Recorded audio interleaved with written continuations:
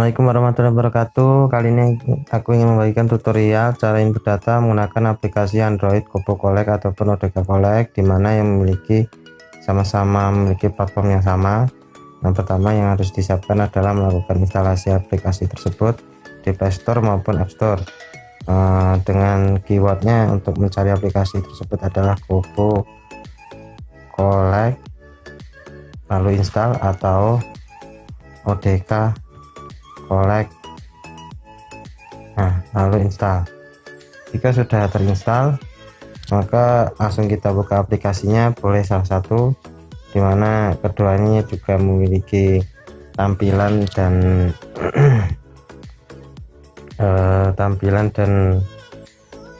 pengaturan yang sama. Ini ODK sama kan. Nah,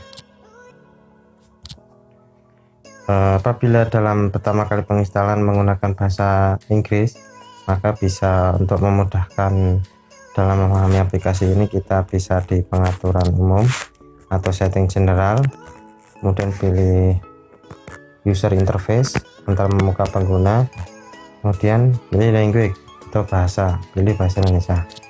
Nah, setelah itu kita lakukan setting di penyedia, di URL atau server yang menyediakan form Kobo. Di sini kita dalam proses untuk saat ini kita gunakan server PMI kc.pmi.org.id dalam kegiatan penanggulangan COVID-19.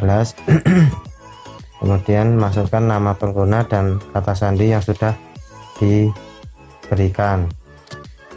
Nah, setelah selesai melakukan setting ini, maka kita langsung kembali ke interface awal. Langsung kita lakukan adalah mengambil formulir yang berada di server tersebut, yaitu di menu ambil formulir kosong. Nah, langsung muncul. Kita unchecklist dulu, kemudian kita pilih formulir yang akan digunakan seperti itu. Kita coba gunakan form latihan. Nah, kita checklist, kemudian kita ambil. Nah, setelah selesai akan tampil di isi formulir kosong. Nah, di isi formulir kosong ini sudah terlihat form yang sudah kita ambil. Kemudian kita langsung lakukan latihan penginputan data. Nah, form selanjutnya ya, kita isi nama pelapor, misalnya adalah Martin, tanggal kegiatan. Nah, di sini di tanggal kegiatan ini ada menu tanggal kegiatan ini digunakan untuk apabila ada data-data yang memang di tanggal sebelumnya belum diinput di Kobo, ingin diinput di Kobo, maka bisa di setting di tanggal ini. Misalnya ini data tanggal 18, ataupun kalau memang data itu langsung diambil, kita tinggal pilih hari ini, pilih daerahnya. Ini yang digunakan daerah contoh adalah daerah Jogja. Setelah lakukan pemilihan, lakukan geser ke kiri. Tanda bintang ini bahwa tanda field ini harus diisi. Berikan lokasi, ini adalah Masjid An-Nur. Nah, kegiatannya di sini ada 1 2 3 4 5 6 7 kategori jenis layanan. Nah, kita coba lihat satu-satu. Dari penyemprotan disinfektan, di sini ada kategori fasilitas dari kesehatan, pendidikan, rumah ibadah, pemerintahan. Apabila ada kategori fasilitas yang memang tidak ada di list ini namun memiliki jenis fasilitas yang sama, maka bisa dipilih yang memang mendekati, seperti halte bus. Nah, ini mendekati stasiun terminal bandara, ini bisa dipilih di sini. Tapi kalau memang benar-benar tidak ada, maka pilih lainnya, kemudian isikan yang tidak ada itu apa. Misalnya di sini yang tidak ada adalah pasal. Nah, gitu. Kita ketik penanggung jawab lokasi saat kita lakukan kegiatan siapa, misalnya Tono, nomor telepon dan 1 2 3 4 5 6 dan 9. Oh ini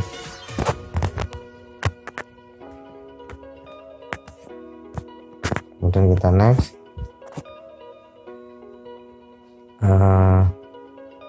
Di sini kita pilih perkiraan jumlah orang yang memang dijangkau di lokasi kegiatan tersebut. Di pasar itu rata-rata sekitar 57 atau 60.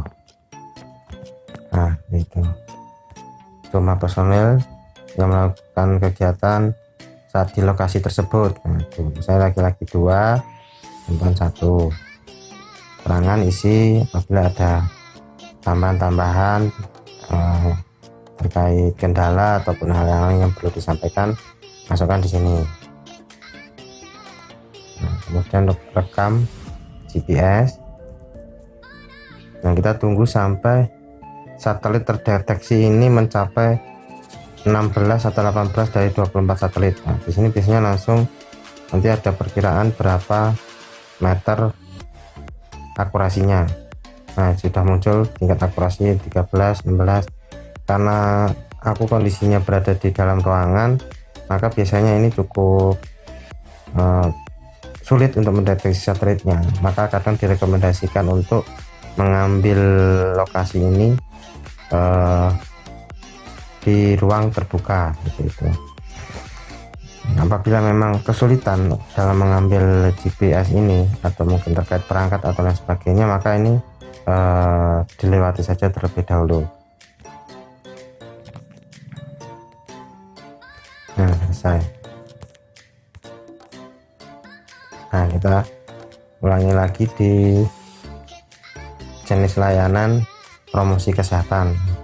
Di sini sudah ada saluran kegiatannya apa saja, kemudian tema kegiatannya misalnya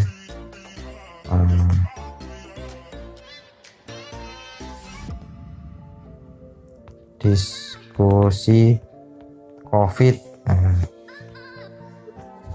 Kemudian kira-kira dari penerima manfaatnya diperkirakan berapa ya, rata-rata pendengar radio tersebut atau rata-rata yang bisa diperkirakan, misalnya rata-rata 400 atau 150 seperti itu. Jika memang tidak bisa dikategorikan laki-laki perempuan, maka diisi. Jika memang tidak bisa, defaultnya 0. Kemudian usia juga sama, jika memang bisa diisi silahkan diisi, jika memang tidak bisa defaultnya 0. Kemudian isi personil, keterangan, dan sama. Kita mau lihat yang untuk jenis pelayanan kesehatan. Pelayanan kesehatan di sini ada 3 media cetak, tatap muka, lainnya. Kemudian lanjut. Nah, kalau misalnya tidak kita pilih, maka akan ada notifikasi seperti itu. Nah, kita lihat yang di psikososial. Nah, pengkategorian ini sudah dilakukan oleh tim Pimer. Jadi setiap jenis layanan akan memiliki list saluran kegiatan yang berbeda-beda. Ini untuk psikososial, untuk RFL. Nah, kita lanjut ke layanan ambulan. Layanan ambulan, pasiennya siapa, laki-laki, usia kita isi 56, jenis ambulannya apa, khusus COVID, kasus awal jika ada maka diisi, jika tidak ada atau tidak diketahui karena kondisi di lapangan, maka dilakukan saja. Terus status pasien jika ada maka diisi statusnya apa, jika memang tidak diketahui maka lainnya. Baik, seperti itu. Kalau memang sudah selesai, oh ya, satu jenis layanan lagi tadi adalah distribusi barang. Distribusi barang, ini distribusinya ada jenis barang. Di sini ada minuman, vitamin. Nah, ini hanya bisa dipilih salah satu karena untuk pendataannya adalah satu jenis barang ini, satu jenis barang ini, satu lokasi itu satu data. Misalnya minuman, saudara kegiatannya adalah kunjungan relawan, jumlah barangnya 50, minumannya per bis, lanjut minumannya 50. Gitu. Nah, jika sudah, kita langsung jika memang formulir ini telah siap dikirim, langsung simpan formulir dan selesai. Jika belum siap dikirim, maka ketik di unchecklist saja. Maka formulir akan berada di sini, ubah formulir tersimpan. Nah, apabila kita sudah pastikan formulir ini sudah, data ini sudah benar, maka bisa kita checklist tanda formulir ini telah siap dikirim, simpan formulir selesai. Maka akan muncul di sini, kirim formulir ke server Kobo. Nah, jika sudah siap untuk dikirim, tinggal di checklist kemudian kirim, selesai. Ini akan langsung masuk ke lihat formulir terkini. Ini formulir yang sudah dikirim. Sampai gitu juga kita misalnya lakukan beberapa seperti itu. Nah, untuk apabila ada update terkait form atau ada perubahan form, maka bisa kita, untuk ingin kita hapus ataupun baru, kita bisa hapus formulir kosong. Nah, ini formulir yang sudah kita kirimkan tadi. Nah, ini di sini sudah tidak ada. Jika ingin mengambil lagi, kembali lagi diambil formulir kosong, kita pilih formulir yang akan kita gunakan.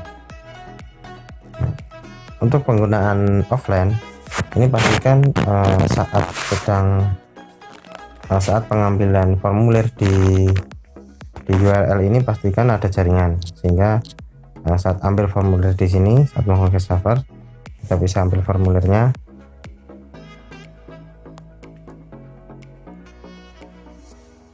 Nah, setelah formulir itu berada di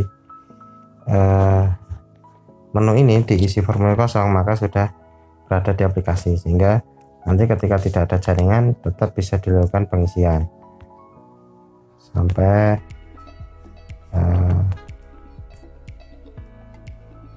anggaplah seperti itu. Nanti ketika sudah diisi saat offline, jika sudah terkumpul di sini, maka nanti saat bisa dikirim setelah mendapatkan internet. Nanti di ini tinggal di checklist semua, nanti kirim ke server, seperti itu. Baik, seperti itu cara input data di aplikasi Kobo. Semoga membantu.